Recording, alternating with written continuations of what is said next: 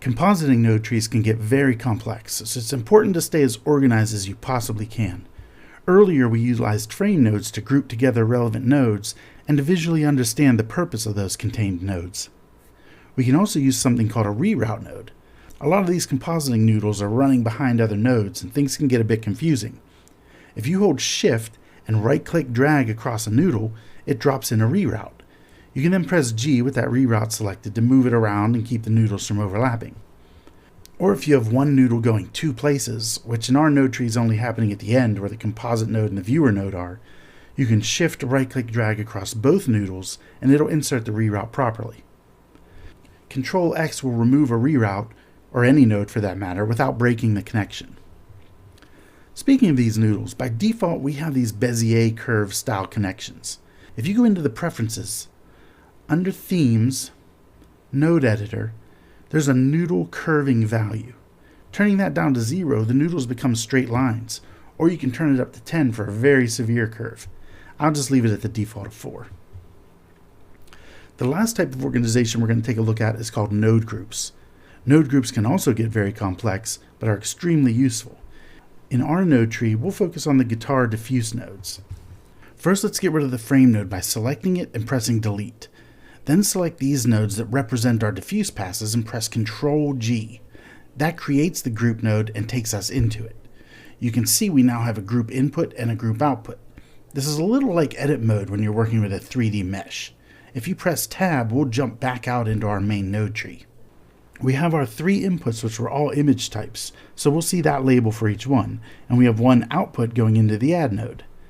And like our frame node we used to have, we can give this a label. I'll call it diffuse guitar, and we can customize the color as well, maybe something like this. The beauty of this setup is now we can easily reuse this anywhere it may be relevant. In our example here, the diffuse and the glossy elements were recombined using the same formula, so this would work perfectly on glossy as well. With that in mind, let's change the name again to say something like Pass Combine, so it's not diffuse specific. With it still selected, let's tab to go inside and rename the inputs and output. Here in the context panel on the right, we can see our list of inputs and outputs. If you don't see this panel, press N and it should pop out. In this list, the yellow dot indicates an input on the left or an output on the right. We can just double click on these to rename them. The first input, if you recall, was diffuse direct, so let's call it DIR. The second one is indirect, so IND should work. And then COL for color. The output we'll call something like combined. Now we can tab back out and go ahead and reuse this node group for the glossy passes. Let's box select and delete the current glossy recombined nodes, select our node group and Shift D, bring it down a bit, and then plug in our direct, indirect, color, and then the output. And we can give this one its own color. This keeps our main node tree very clean and organized, while still giving us the ability to tab into node groups and customize them or add specific adjustments. Let's tab into our glossy node group and make sure none of the adjustments that were specific to the diffuse passes were affecting anything here.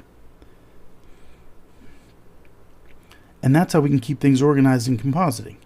These node networks can get extremely complicated, and I've often found I'll forget things I'd done days or weeks earlier, and organizing and naming things properly will make things so much easier for you.